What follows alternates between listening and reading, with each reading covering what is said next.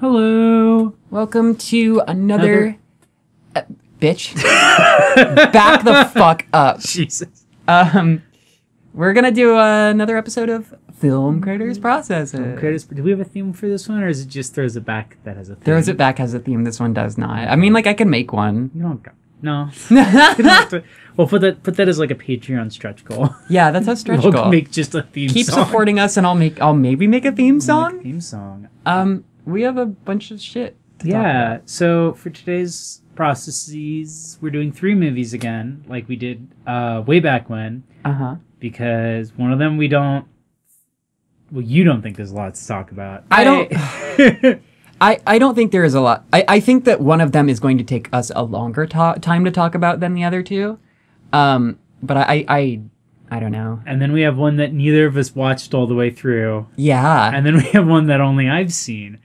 And that's not really a spoiler. You could probably figure it out just by looking at the title of this video what each of those are. Familiar format. So we're going to start then with, I guess, the one we both saw in completion, which was Velvet Buzzsaw. Yeah, Velvet Buzzsaw. For those who don't know, Velvet Buzzsaw is a movie that is on Netflix, and it did come out this month.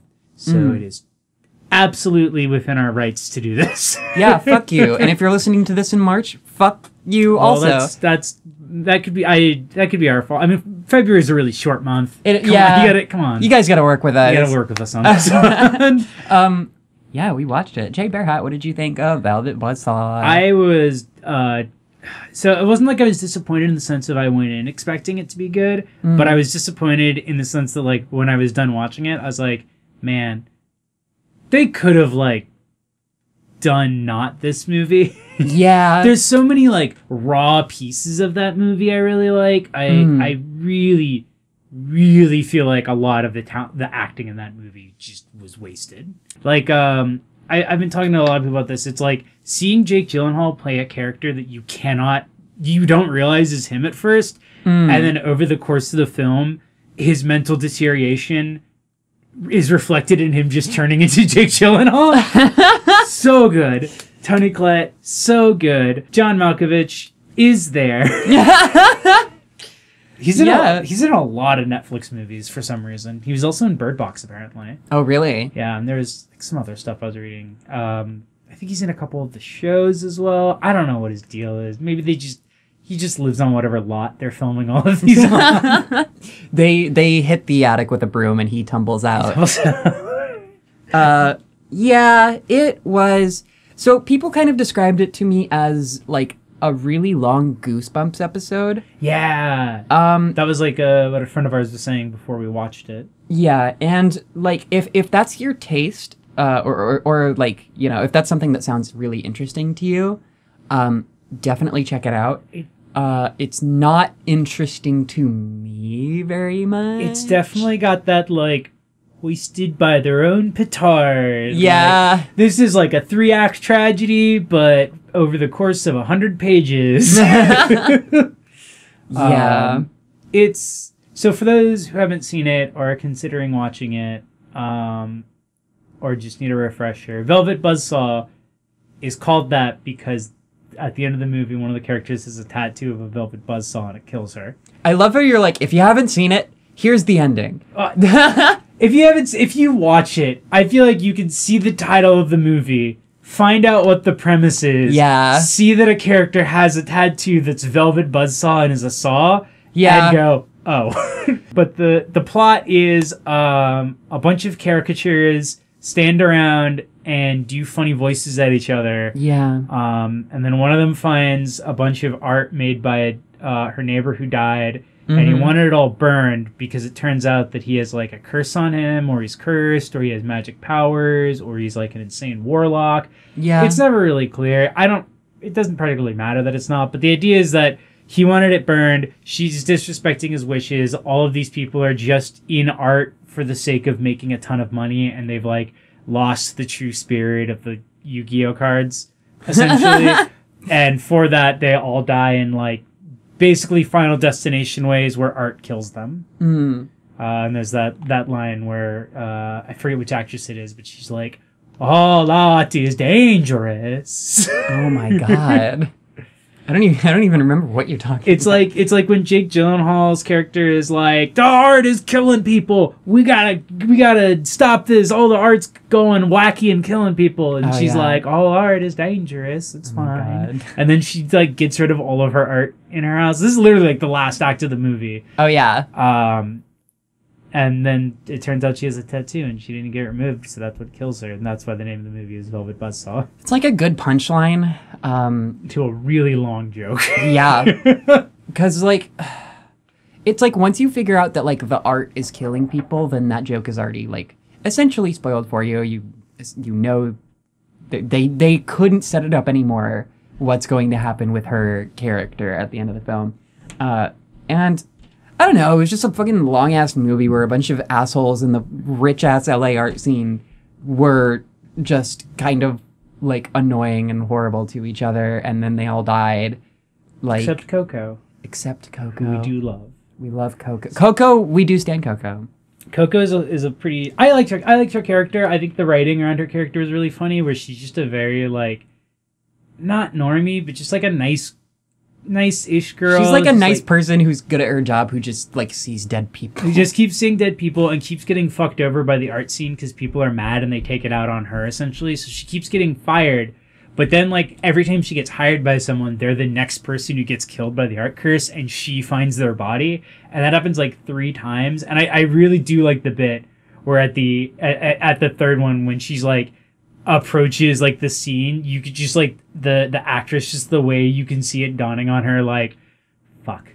God. Fuck. And then like she turns the corner and you don't see her, but you just like you see her just react to it, and she just goes like, fuck, shit. like both horrified and also like pissed off. Yeah, it's, like not again. Such a fucking good gag. Yeah. There are some jokes in this that are really good, that are like, again, mostly sold by like the talent. Like Toni Collette nails her lines, which are very like, I'm a villain in a Goosebumps storylines. some of the effects are kind of cool. Yeah. Most of the death effects themselves aren't great, except I forget the actress or like what her character's name was, but the one who like gets consumed by graffiti art, which was like both the stupidest death, because it was like, oh, she dismissed the art of the people, and now the art of the people, and by the people we mean, you know, people who make graffiti art, so like poor non-white people, will get her. But I liked the visuals of like the paint like melting off of the wall and then like slowly like crawling up her body. Yeah. I thought the way they executed that was like a really interesting visual. I just wish it wasn't really stupid and and really, like a friend of mine pointed out, like the characters that scene is associated with, who are the like poor, it's like a black artist and a Latino artist in that scene, and then when you see the art that they make, it's just graffiti art on like in an art gallery, and she's like, do they not know that, like, you know, like minority people make other art, that's not like the only form of art that they make? It's a very weird choice in a film that definitely is very familiar with art. Yeah. Like I think that's why it stands out. That was kind of the problem that I had with the movie, or like the movie is obviously really familiar with this like art, this like art market, and is very familiar with, like, you know, all of these sort of kind of ethics concerns, and, you know, attribution concerns and things like that. And then the style of work that it kind of like parodies and like includes like within itself is all of this like modern art stuff that has like already been lampooned to death. Like, yeah, the sort of like, oh, you know, shapes on a canvas in whatever colors, and like the really bad joke of like he sees a pile of trash on the ground and he's like, oh yeah, nice. And then John Malkovich is like, that's not the art, and it's like, what a fucking... Or like the bit with Toni Collette being dead and they didn't realize she was a corpse because they thought she was part of her exhibit. Like, doing that joke twice is so annoying. Like, you can't make a movie where you very clearly are super familiar with the art scene and then do that joke once, but then to do it twice. Yeah. It's just really insulting to your audience. Yeah, it's And that's kind of like part of the problem is that the film exists in like this weird dimension where it's like what you're gonna get out of it is either do you know enough about the LA art scene to recognize all of these like character types? Mm-hmm. No? Okay. Well, do you like jokes about how modern art is just a bunch of garbage on the ground and paint splatters on a wall? Oh, no? Well, do you think that art has to be made through suffering and that real artists is all about making art that like it's only for yourself and it's never for an audience or in conversation with other art? Oh, no, you don't think that either? All right, well, then there's just nothing in this movie for you. I said as we finished watching it, I just hate this movie's ideas about art. Yeah, and so, I'm not even like... Yeah, what were you meaning by that? So, like, I'm not even super into, like, the artistry and stuff, but it's, like, the kind of, like, message of the film being, like, you know, these people lost the point of art, and they're just in it for money. Yeah. One is already a, like, I don't know how to tell you this. Everybody who makes art is in it for money. 100%. Like what? Like that is wanting to get paid. I get that, like the idea of lampooning like modern art and how it sells for like hundreds of thousands, and so it caters to the tastes of like boring dumb assholes. But this movie doesn't really touch on that. Yeah. Because the examples it gives of real art is like, oh, you can't find any success because like that's just it. It's not just like some artists don't want success. It's like the subplot with the guy I was talking about before. Diggs' character or John Malkovich's character? The other one. Oh, okay. Not John Malkovich's character. W. Diggs. W. Diggs. Yes. Yeah. His character, where it's like, oh, I realize like I can't be a successful artist. I have to stay true to my roots, making art at the co-op and the dive bar, and it's like that's a choice that people actually make, but like that. Plus John Malkovich drawing literally just circles in the sand that's going to be washed away because it's like, oh, that's real art because it's just for him. Yeah. Is to me telling you that like, oh, this whole movie believes that art shouldn't be in conversation with other art and that art shouldn't be made with an audience in mind. And that's just like a very limiting kind of naive way of art. And I'm not saying that art that it is those things is bad or that it's wrong to appreciate or enjoy that art, but the film definitely is like you either are that or you're Jake Gyllenhaal commenting on giving running commentary and Bon Metz at a fucking dude's funeral. Oh my god. There's no in between. You can't be making art for an audience or in conversation or heaven forbid wanting to be financially secure and an artist. Or you're not going to make real art, you're going to make poo-poo pee-pee art. Yeah. And then you're going to get killed by a monkey in a painting. Everybody wants to just come so close to, like, the problem is capitalism, but they kind of just, like... Yeah. Skirt around it, you know what I mean? Skirt. Like, literally, doing donuts around... Doing donuts around what the problem is.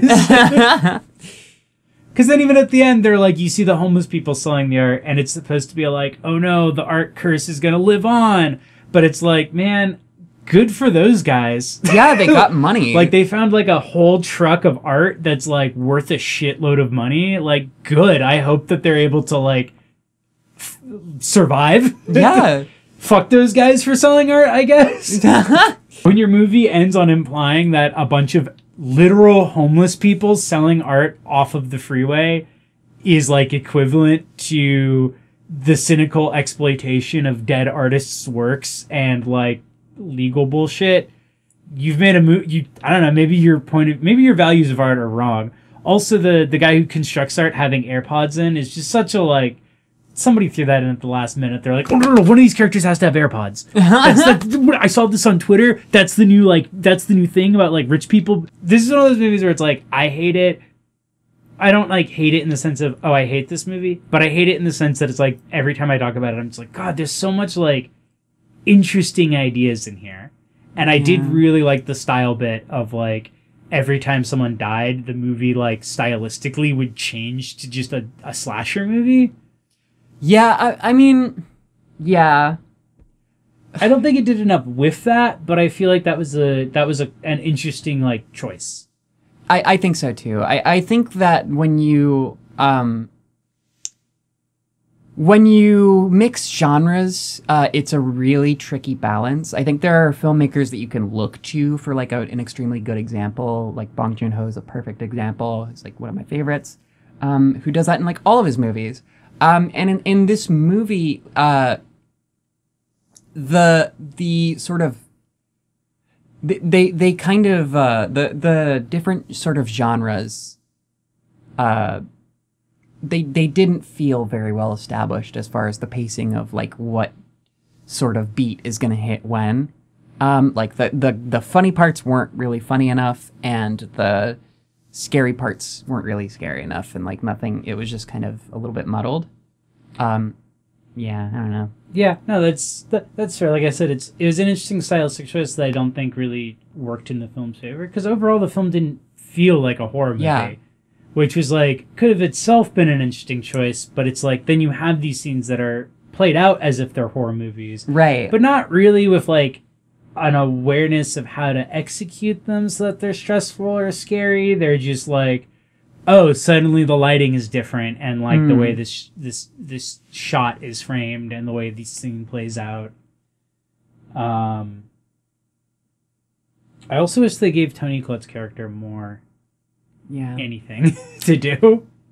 Yeah, I mean, I did like her, because like I think about how her role of being this like chaos gossip who just like keeps setting off a series of events by just like tattling on people for really no reason. Oh yeah. I was like, oh, that would have been like, that's like a really good idea for a character in this kind of movie, but they just kind of use that trait of her like twice. God, yeah, she doesn't get very much screen time. Yeah. There's too many characters in this fucking movie. It should have been a miniseries. Honestly. I feel like if it had more room to develop everything, and then you could even have the bit where it's like it being a horror film happens like on the 3rd or 4th episode. Yeah. And then that's more of a like twist to the movie, to the series. Absolutely. And then you could tie in more of the ideas of like Velvet Buzzsaw. That's like the other thing is like, so the Velvet Buzzsaw person, she talks about how like the other people in the band like died of a heroin overdose, and the movie makes it clear that like that makes them real artists and not her, because she like didn't want to die from drug abuse and stopped making punk music when she stopped being like in her 20s. Like I don't really get what the point of like, it's this weird thing where it's like this idea of like true art is, it has to be made by people suffering and dying young and being unhappy and not making it with any hope of people wanting to see it or pay money for it. Which is really fucking cynical. Yeah. And annoying. And a more annoying take on art than, I don't know, people who are actually like buying and selling art. Like you can say what you will about the fucking like annoying ass bougie LA crowd, like they are maintaining an art market at the very least. Yeah. That exists, period. So like, and you know, I don't know, just fuck you. Just fuck you. It's weird because like when the movie starts, it tries to introduce the idea that that's the idea the other characters have, because they talk about how John Malkovich's art was better when he was an alcoholic. Which is like, fuck that. Yeah, which is such a shitty attitude. And I was like, oh, this is one of the ways they're establishing that these are like shitty characters who only value people's art but don't value the people attached to them. Mm-hmm. But then the movie does that. Yeah. Like then the movie is like, actually though, they were right. His art was better when he was an alcoholic. Yeah. Like, and that's just true. It's just real that he should have been an alcoholic. God. Like I said, I just hate this movie's ideas about art. Yeah, it's like not even like an unfun watch or whatever. It's just really, really like, it just has such a tired attitude. I don't know. Fucking watch your tone, pal. Yeah, hey buddy. I don't know shit about the LA art community. What are you doing knowing all this fucking fancy-mancy school bullshit? God damn. All right, well... Talking about some fucking outside art bullshit like I got... like I know, like fucking what's the inside, huh? I did think the Sphere was a cool idea for an art piece. I was like, I'd go see that. Yeah, it kind of reminded me of like fucking Phantasm or whatever. I mean, not the part where it kills you. I mean, the part where you stick it in there and it causes like weird sensations. It apparently makes you horny. Really? That was like, there was like some throwaway line where some woman was like, I haven't felt this excited since like I banged down with my husband 20 years ago or something. It was some weird line. I thought the premise of it was like everybody gets their own distinct like tactile experience or whatever. Which makes Toni Collette just shoving her hand in it at the end of the night really funny. It's just like, Yeah. well, I'm drunk at this art gallery. I'm going to go shove my hand into the sphere, get myself a unique tactile experience.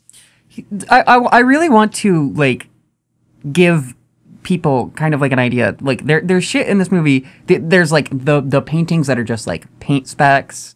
There's the paintings that are, you know, like all the modern art shit. And then there's this, like, they try to pull some Terry Gilliam shit with, like, this fucking, like, robot animatronic thing. Oh, yeah. Hobo Man and fucking Sphere, which is literally magic. Yeah. Like, it's like literally magical realism rules. The tone is so inconsistent on, like, every aspect of this movie. I remember because like they don't explain how it works, which itself would have been fine, but then they're like, oh, a mechanism of it failed and it ripped her arm off. And I'm like, what mechanisms are in this that can do that? Like, the implication is just that it, like, gives you a tactile feeling. Are there gears inside of this? Yeah. What's inside this thing that ripped Toni Collette's arm and gives people unique magical, like, sensations and experiences that are apparently, like, unique to every individual person and is extremely exciting and enticing to touch, but not enough so that anyone is treating it as anything other than, like, oh, it's an okay art piece. God. Yeah, people, like, walk past it and, like... It's an engineering miracle. Yeah. It makes no sense within the laws of physics at all. But, you know... And then the Hobo Man breaks Jake Gyllenhaal's neck. Which that is, like... so weird. That was such... I did not get... Because then it was like, okay, so does Deese know about Hobo Man from before? Because Hobo Man was encountered in this movie... before Deese was even dead. Right. So what brought Hobo Man to the... I don't want to be like, we're nitpicking CinemaSin style. It's like, it was a weird thing to reincorporate back into the movie. It was of all the art pieces for him to get killed by. Yeah, and I know that they were... Hobo Man. They were doing something on purpose where, like, none of Deese's work specifically actually resulted in, like, a death of a person. Yeah. It was really just, like, other works of art. Which I guess is theoretically interesting. I still don't know what, like, they were trying to... Other than, like, you know, it being, like, about art in general as a general concept. And, like, if you know, like... I mean, real art, you got to kill someone. You got to put a little bit of blood in it, just like Deese did. Which, by the way, we're going to act as if is really shocking and not something that's been done in art for, like, probably centuries. Yeah. Yeah. Like, I love that she's like, yeah, I'm like, I don't even really want to touch it. There was tissue in it. And he's like, what do you mean? The artist's tissue. That's how we got these dark browns. There's blood in it. And I'm like, that's like not... that is not even close to like a unique idea. Bitch, I painted with blood yesterday. Yeah, fuck. I got blood on my wall right now. God, yeah, it's just this... weird idea of like art has to kill people and be dangerous for it to be good, valid art or whatever. Fucking dumb. One thing I did like is that I was reading up a bit on it, and Deese is very heavily based on an actual outsider artist like thing, where like this sort of like weird person who was characterized as like psychologically a serial killer, basically just like a very mentally unwell person who had a very fucked up life. And when he died, it was discovered that he had been working on this essentially manifesto in art form that was like really, really disturbing art, and like people like really responded to it really well. And I think that's kind of an interesting idea to draw from that. And so when they were designing his art in the movie, they were like, we wanted the art to like look interesting, but like we decided like we're not going to make the art that is like breathtaking that these people are seeing, because it's like, that's not really what the point is. And I like that. I like the idea of not like, they're not trying to make art that is like that meaningful. Within it, it's just supposed to be like, you're just supposed to get that this art represents meaningful art. Okay. So it doesn't have to like look meaningful or whatever. That's something I don't know. I feel like that was an interesting choice. Yeah. And it did get me to learn more about that outsider artist who seems kind of interesting.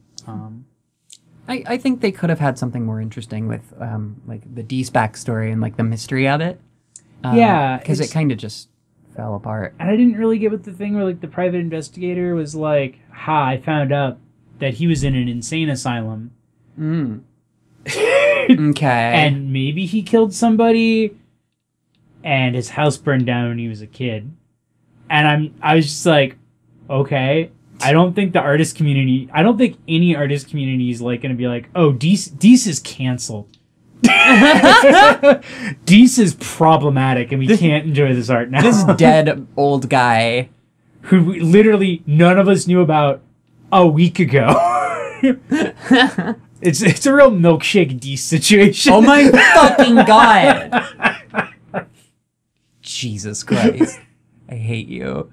All right. Well, what would you rather have spent your Netflix subscription on? So it's like, what is that, $12 now? I don't know, 12, 16, fucking... They keep raising the goddamn prices on the Netflix bill. $12, I would have rather... So I have, hold on, I've got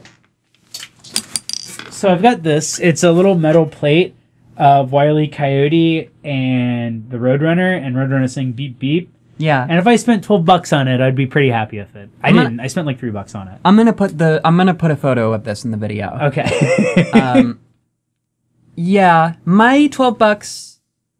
Yeah, I could have gone to a thrift and gotten something for my wall. Gotten some art pieces to put up. Yeah.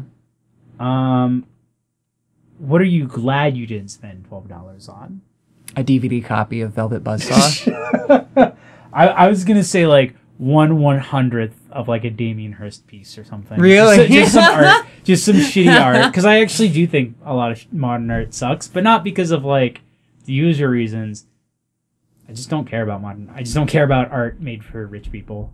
Yeah, I think it's a complicated conversation. I think that a lot of the most necessary like modern art voices are. I don't want to talk about this anyway. Okay. When I say modern art, it's just because I am dumb as dirt, and so I can't be like, here's good and bad modern artists. It's just one of those things where it's like sometimes I'll read about art and I'll be able to be like, this artist is making cool stuff.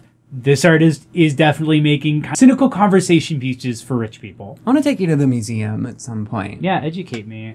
I know there's also Sculpture Park, and I do like a lot of the stuff at Sculpture Park. Yeah. I think it's really cool. I don't like the giant distorted baby face tower, but that's just because I just don't like it. I just don't like it. I don't like seeing it. It sounds great. It's a good piece, but it's like every time I like walk past it, I'm just like, right, there's a giant distorted baby face on this tower, and I hate it. My favorite, not really my favorite, but like a thing that I think is really cute is that on the pathway through the Sculpture Park, there's one of the sculptures just looks like a box and a chair next to it, and it looks like literally someone just left some stuff there until you go and sit on it and you realize that it's all concrete and that you can't move any of this stuff on it. Like there's like, I think there's even like an empty box of cigarettes that it looks like is on there, and it's concrete. Wow. It's like I really like that it's stuck in the park in a way where you actually don't realize it's a piece until you go to sit on the chair. Yeah. Huh.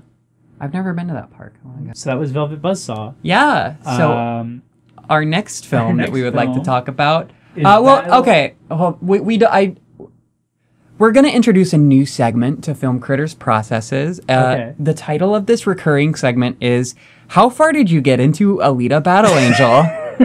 It is not a recurring segment. I do like though if we ever have movies where we both didn't watch them all the way through, we just are like, how far in did you get? Yep. Rue, how far did you get into Alita Battle Angel? I got to the part where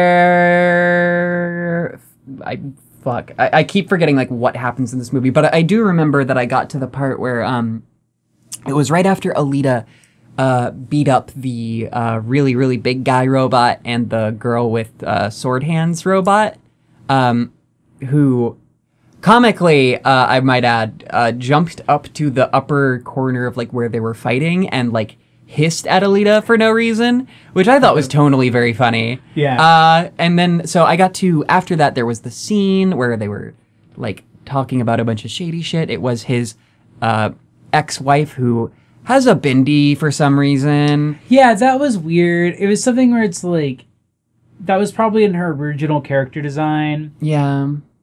But I feel like they could have changed something about it to not have it just be, does his wife have a bindi this whole movie? Yeah. So it's she's an Instagram girl. God, she's going to Coachella right after that. So I got to the scene right after that where it was like the big guy who got like they decapitated him in the lab for whatever reason. That scene felt like in the original, it was probably very erotic. Okay. Whatever. Anyway, I got to that scene and they were like all really conniving, and then I said fuck it and just gave up. Jay, how far did you get? I got past that. So I got to the part where then her boyfriend takes her to go see Rollerblade Ball, which is basically Quidditch for what this film is hoping to be a franchise, and it's probably not going to be. It could be. We don't know. Okay. Avatar 2 is coming out. Speaking of, I don't know if you did. I did see it in 3D as the commercials told me to do. Yeah. And I cannot tell you any reason why they tell you to, other than the ticket is more expensive, which I assume is also why they released it on a Wednesday. Is I think they're just trying to boost the numbers and make the movie look more successful than it was, because it did. Ready Player One used 3D more effectively than this movie. Yeah. Absolutely. This at some point I just kept forgetting the movie was in 3D until I'd take my glasses off and I'd be like, oh, I guess it is. Yeah. Because there's no use to it, and there's a lot of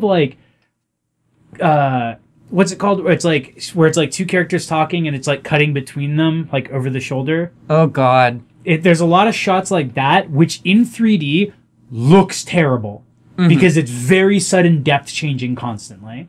A lot of stuff like that. Anyway, she goes to plays rollerball with her boyfriend. We find out he's working for the second to big bad. I never got to see the big bad.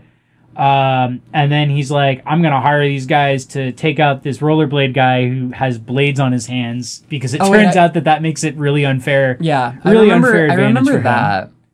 And then her boyfriend turns out to work as part of the crew that steals blade hands for this guy, I guess. And then they put it on the big robot man, and then Alita is like, Dad won't let me have this robot suit body that I found in a sunken spaceship in the ocean, but which she also does. Yeah. So I'm going to become a bounty hunter.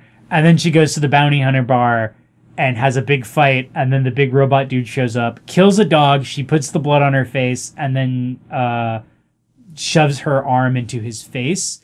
And it's one of those scenes where that was when I realized, wow, the source material for this movie is definitely very violent, and editing it to make it a PG-13 movie makes it look like fucking shit. It's so bad when you're watching a movie, and you can just instantly tell that this scene was edited in a way to hide any violence that would give it a harder rating. So I will say I remember all of that up until I think I left right before the fight in the bar, actually. So, okay. Yeah. So we got almost as far. And then she says something to her boyfriend, and then the second in line big bad is like, I know a way to get close to Alita. And then he sits down to talk with her boyfriend, and that's when I was just like, okay, I don't care. Also, they give her robot suit back that she has, and she gets bigger breasts. And the nurse character is like, I guess she's older than you thought. And I'm like, this is weird. Yeah, what the fuck?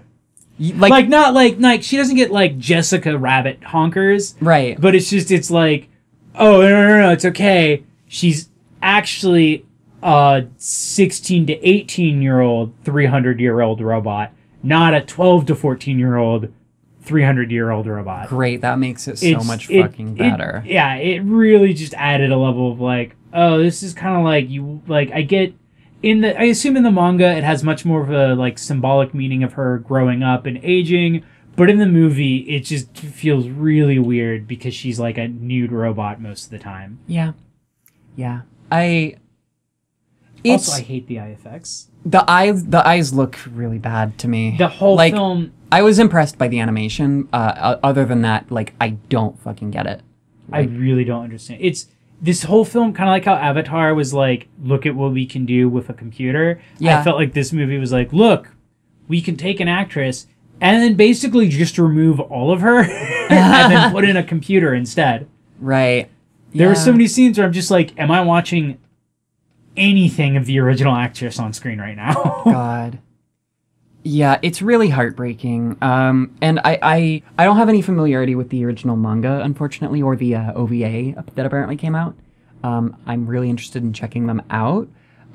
The feeling that I get, and it's kind of heartbreaking that it just feels like it has been strained through so many people and so much studio influence and so much shit that it just like feels really without a personality. And I will say that, like, okay, I gave Ready Player One a pretty glowing review. I don't actually, like, legitimately like Ready Player One. I just think it's a really, really, really good dark ride. Yeah. No, it's with Ready Player One, I feel like, not to, like, have people mistaken us in this. When we say, oh, it was actually better than we thought, what we meant is that we thought it was going to be miserable. Yes, exactly. I thought that Ready Player One was going to be as bad as Alita is. Yeah, I thought it was just going to be just a slog of noise and cartoon effects that I don't care about, and it was, but it was just pig shit, stupid, self-indulgent enough that it was like, okay. Yeah, absolutely. And this movie, like Alita, indulged absolutely at no time. There was nothing that looked like I'm gonna get really mad at this movie because I just could not disagree more with the art direction. It just kind of looks like they headhunted like 700 people from conceptart.org. Yeah. Like the Big Eyes thing is just not interesting looking. The one thing that I'm gonna give the movie is that the design of her original body is kind of cool. I can guarantee that it's probably just line for line from the original text. Yeah. So, like, they can't even get points for that. And, like, that's the thing. So, having no familiarity with the source material, this is still a movie where I can watch it, and I can tell underneath all of this just, like, garbage, just, like, desperately trying to make a franchise and hoping that if you pull something from a source material, that will be enough to put butts in seats, that the original story probably has a lot of really interesting ideas to it, really great story, a lot of heart to it, and seeing the product that Robert Rodriguez gives us, I feel mad on behalf of the source material. Yeah. Not even having engaged with it ever, but it's like, wow, I can really tell that you really just did not give a shit about the original manga at all. Fucking for real. This is all just set dressing for you. Imagine if we made a fucking, like, instead of Akira being the movie that it is, imagine if they, like, tried to fit that premise and do, like, a movie with the fucking same exact tone as Homeward Bound. Like, they're trying to fit something that is so much bigger into this shitty shit. I cannot tell you how fucking badly written this, like, boilerplate ass, like, coming of age story is. Like, and I'm coming down really hard on it, but I'm just, like, I don't know. I feel like it's worth coming down hard on it, not in a, like, outrage, like, film nerd way, but it's like, this movie is just, I usually avoid spectacle films for exactly this reason. Because I hate seeing this much money wasted on screen. Yeah. And I really hate how movies that ostensibly are made for mass audiences are just cartoons.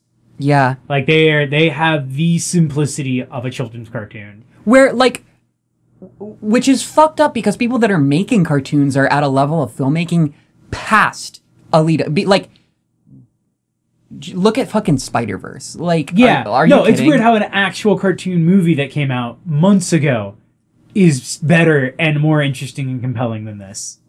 Yeah, Alita Battle Angel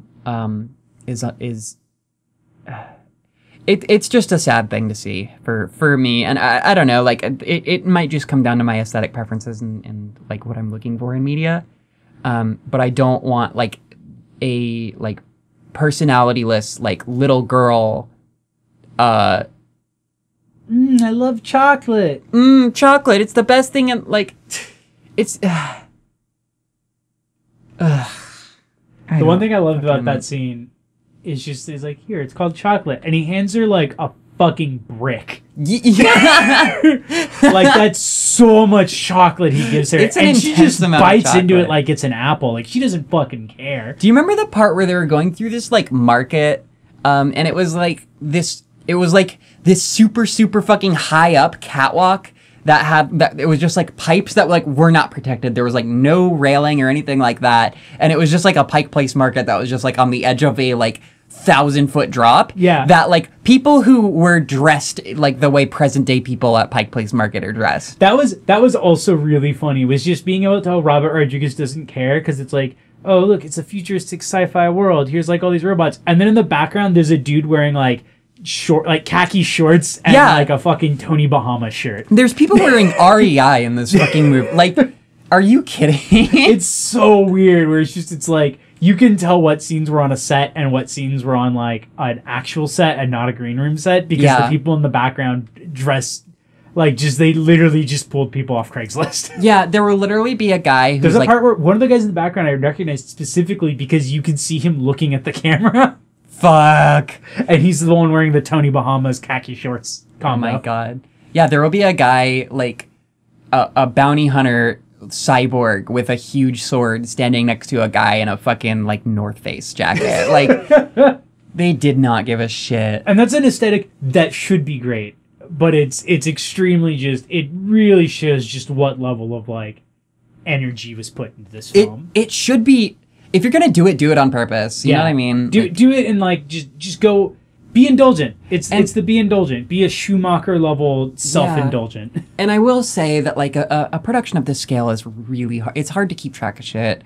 I mean, like, making movies is fucking impossible. Like, you know, and this one just barely made it by the skin of its teeth. It was apparently, like, I don't really quite remember, but I think it's been in development since the 90s or earlier. Oh, that would make sense. Yeah. I mean, I remember when it was announced, and then when they announced it again, they're like, oh, it's coming out. I was like, didn't that come out already? And I was like, no, they just started promoting it, like, really early, and then probably had to push it back. I'm assuming her eyeball tech, like, went screwy. Yeah, that probably took them a while to perfect some of that stuff. As far as, like, the Uncanny Valley. Because I seem to remember that being a big problem during production, because when did I first hear about Alita? So, Jesus Christ. The first trailer was released on December 8, 2017, and then it was going to come out last summer, and then it came out now. I want to watch that first trailer after we're done recording, because I want to see if it even looks like... If it even looks anything like... the movie that we got. Because I remember seeing, like, a short film or something that was, like, a tech demo. It's like, this is what the movie's going to look like. And I was like, I hope it fucking doesn't. And then it did. The first link in the Wikipedia for the trailer calls it a creepy first trailer. God. Well, I assume creepy because of the giant eye special effects. Yeah. Because no one liked it. Yeah. And no, I'm assuming, do people like it now? So it still looks bad. Here's the other thing that I want to talk about. This is a movie with a huge disparity between what critics think and what... what audiences think on Rotten Tomatoes. We also saw that with Hereditary, kind of in the opposite direction, where, like, people who, like, the critics really loved Hereditary, but, like, people hated it, which is, you know, understandable. I feel like a lot of people went in expecting a much different movie. Aquaman, same thing happened. Critics hated it, audiences loved it. Well, I'm kind of, like... do we have the technology to run analytics on, like, bot Rotten Tomatoes accounts is what I want to know. Probably. I honestly would not be surprised, especially because both of those movies have the thing about Aquaman too, though, is I feel like the main reason why Aquaman is doing, air quotes, good and getting good press is because it's a DCU movie, and people thought there has not been any other good DCU movies except apparently Wonder Woman. Yeah. But DCU is, like, very infamous for all of the other movies in it being, like, Suicide Squad was, like, their second best one. Huh. And so I think it's people went in very low expectations, and it being okay got it higher. But I am very, very nowadays I'm very skeptical of the fake audience buzz going on. Right. Because we also saw with Bird Box, where Bird Box absolutely had a forced viral marketing campaign. Because nobody I know who saw it liked it. Nobody I've seen talk about it likes it. But it was, like, most watched movie, and, like, everyone's doing the Bird Box challenge, and just, like, a lot of, like, tweets from accounts that didn't post anything, and suddenly we're talking about how great Bird Box was. I definitely think we're at the point of, like, fake viral marketing where there is an astroturfing of audiences love it. Yeah. which is frustrating. Yeah. And it makes it harder. Like, can't trust critics. Can't trust I can't trust a number on Rotten Tomatoes. Yeah, no. I don't know. Like, I try not to rely on this sort of like review system. I don't think it's necessarily as important as people give it credit for being. It's not. It's nowhere near. It's how you end up with people continuously falling for Armin White's bit. Oh. Armin White. He's like the. Okay, I am not a full Armin White apologist, but I've read enough of his reviews to be like, I think he's actually a pretty smart guy, and I think he's like, but he's basically the contrarian, and that he pretty much hates all pop movies, but he will occasionally just sing the praises of absolute garbage because he thinks they're more interesting. But he's very infamous in those sort of circles who care about Rotten Tomatoes because he's always the person who gives a movie that is getting 100% on Rotten Tomatoes the bad review, which is what lowers it to a 99%. Oh, so lovely. He's always just like hated, and people are like, he's a troll, he shouldn't be recognized on Rotten Tomatoes, and it's like, who fucking cares that one person doesn't like this movie? The last time I remember hearing about him being in a big kerfuffle is, and like to preempt this, he is a black critic, but he gave a very harsh review to Get Out. Okay. And I read it, and some of the ideas in it I don't disagree with, but it is a bad review because he absolutely went in expecting to hate the movie and thus did not pay attention, and so his review is full of like complaints that go like he misses that the character at the start of Get Out comes back. Oh, right. Like he was like, what was the point of that scene? It was just to invoke like the images of like murdered black youths in America. And I'm like, actually, like that scene does come up later. Like that sets up something that is important in the movie. Yeah, that is Lakeith Stanfield. He is an important character in that movie. So it's a very sloppy review, like uncharacteristically so for him, I would feel. But he's known for being a contrarian, and it's always just like people get mad that he doesn't like whatever blockbuster movie is getting good reviews now. Right. People got really mad at him because he didn't like Toy Story 3 because he was like, it's a movie about playing with toys and I'm an adult. That's why I'm like, I'm not a full Armin White apologist, but I love that he will just be like, Toy Story 3 is a movie about playing with toys and I'm an adult. Hard agree. I think if I remember, he also says that he loves Small Soldiers in that review. So he's just got weird taste, but that's just it. He's got weird taste and he's just raw about it, and I think that's interesting. You know, without knowing anything about this person, I feel that the world is better with them in it, and their voice counted among the reviewing masses. Hey, Armin White, if you're listening to this, you're valid. Yeah, literally. The whole review structure is like really bizarre, but whatever. What did we think of Alita? It's not great. It's not great. $15. What would you have rather spent it on? Fuck. I mean, we didn't even really spend it on the movie because we both left it. Neither of us even got through the movie. What would I rather have spent the money on? Anything. I don't know. Manga. Doesn't even have to be Alita. Could just be any other manga. Would rather. You know what? A Blu-ray copy of Akira. Yeah, 100%. Just. Is there anything you would have rather have spent $15 on? A fucking sandwich from the trash. I don't know. I don't fucking know. You know what? So there's this place in Seattle called the Pizza Mart. And I really like the concept of it. It's like a bar, and they have pizza by the slice, and they have really good like deals where it's like you can get like a slice of pie and like a tall boy of Rainier for like $3, and it's great. That's great. Every time I eat there, it gives me the worst fucking shits. Really? So I would rather eat I'm glad I did not spend $15 on a pizza, on pizza and beers from there. You're glad that you didn't do that 5 times. Yeah. Okay.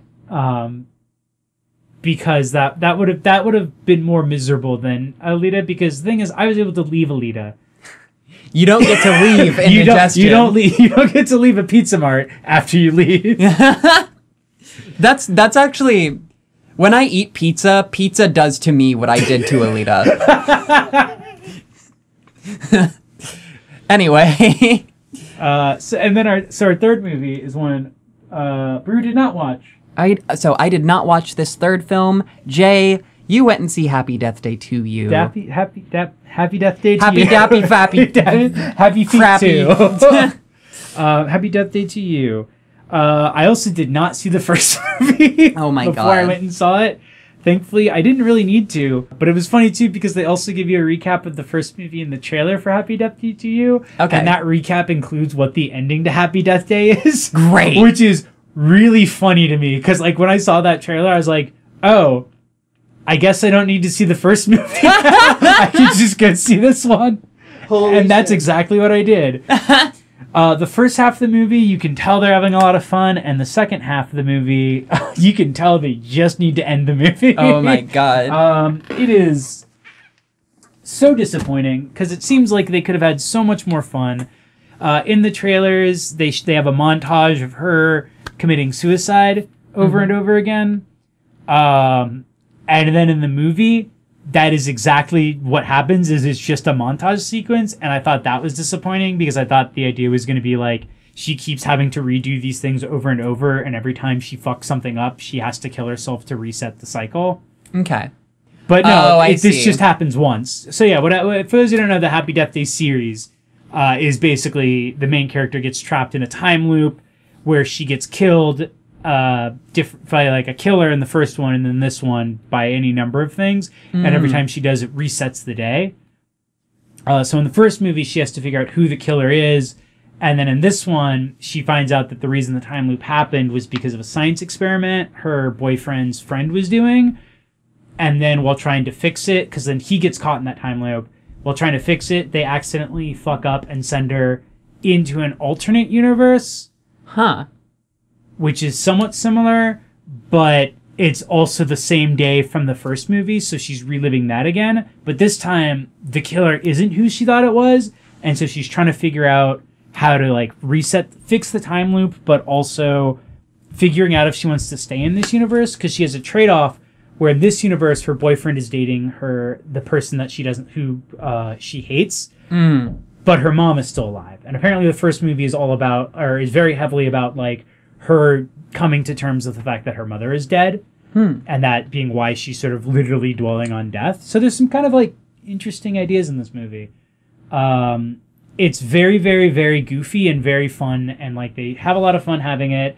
The character is a huge bitch, which I really, really like. There's like a cute bit they do where because she keeps waking up and it's the same day, her not boyfriend in this universe, is like looking for something under his desk, and he stands up and he's like, "Oh, you're up!" And they play that scene a bunch of times, and in like one of the scenes, like near the end, she like when she resets the day, she's like, "Hey, you're up! Oh, I folded your clothes for you. What are you looking for under there? I've done this so many times, and I've never found out what you're looking for." And he goes, "Oh, my retainer. I ground my teeth in my sleep." And she goes, "Mystery solved." It's like there's lines like that and scenes like that where it's like this is like a really fun character in this movie, which makes the second half being very by the numbers, boring, and like stupid much more disappointing. Okay. Well, I actually realized now that I remember the premise of Happy Death Day to You that I have something to bring up. Yeah. I watched Russian Doll. Okay.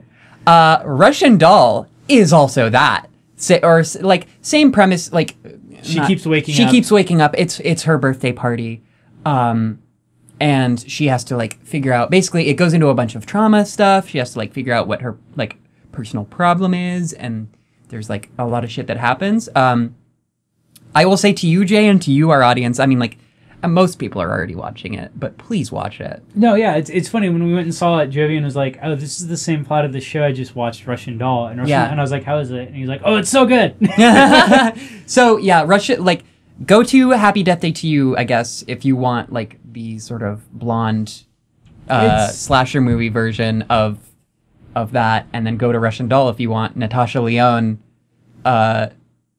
being the greatest character that has ever graced anything. I will say it was interesting. I was reading up on it. A lot of critics even are like, or like fans of it are like, "Oh yeah, the sequel to Happy Death Day to You is better than the original." And one of them, they say one of the big reasons is because in the first movie, she starts out as kind of like the vapid blonde character. And so the point of the film is that reliving this day over and over causes her to like grow and change as a person. Okay. But in this movie, because it's the next day / like her having gone through that, she's like just is that miserable like kind of shithead asshole person, and so her character's already developed, and so they get to like dwell more on like her issues of like trying to figure out what is the correct thing to do in this situation, like dealing with like her mom is back alive, but she might have to choose to go back to the universe where her mother is dead.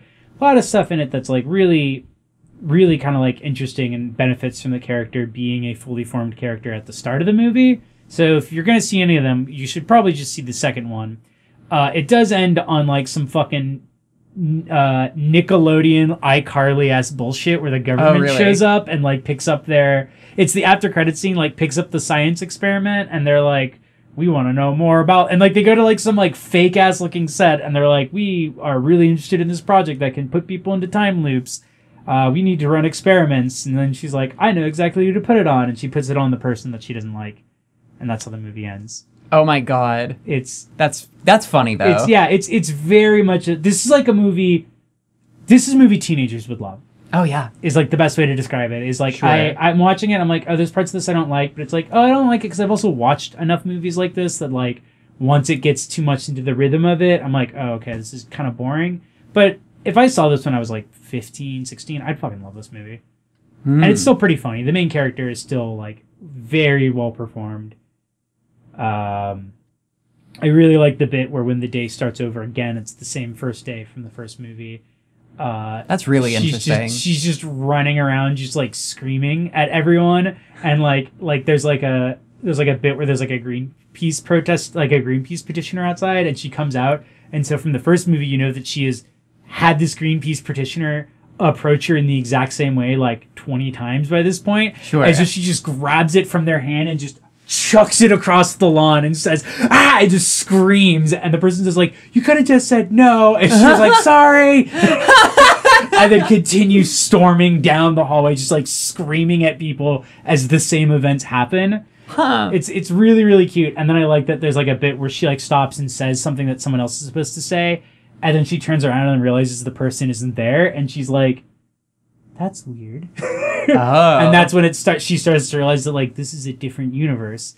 Also, like the killer like isn't trying to kill her now in this universe. It's just like her roommate. Huh. Because she's like, where's the cupcake that you tried to poison me with? And she's like, ha, I didn't get you anything for your birthday. Just straight up, just like, no, I didn't get you anything for your birthday, you dumb bitch. I also like the bit of like in the montage where she's killing herself a bunch. There's a joke she has about, she's like, okay, we're gonna go to the lab, but I need to change first. I'm tired of wearing this fucking outfit. And every time she resets the day, she puts on a different outfit. That's really good. Which is such a like, girl, it's such a mood. Like literally none of these people are gonna remember. You could get away with recycling your outfits and still every day is a different outfit. God, fucking relatable. Ugh. It's not a good movie. I didn't enjoy it that much. Okay. But I'm glad I gave it a chance. Yeah, it sounds like it has a really good like sense of humor about its premise. Yeah. It's a you're high on Netflix movie. Oh yeah, for sure. It is like the best. You're high and you saw it on Netflix movie, and like maybe you're working on something else while you're watching it. That makes sense.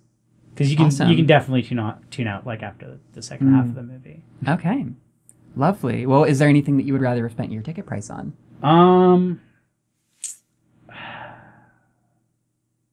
The Scream box set. Because if we're going for self-aware horror, Scream is still really, really good. Okay. Is there anything you are glad you did not spend that money on? A full ticket to see Alita Battle Angel. Wow. Good answer. Hey, happy Deathday to you. Better than Alita Battle Angel? Happy Deathday to you. Better than Alita Battle Angel. Damn. I gotta go out and see it. I'm trying to think if there's anything we've seen lately that's worse than Alita Battle Angel. I think that from top to bottom, it is the biggest tragedy. Yeah.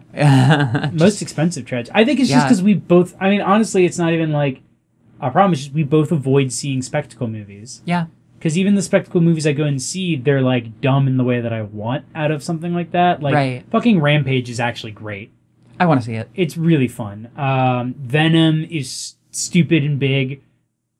but it's like, but I like the joke. I like the jokes. It's funny.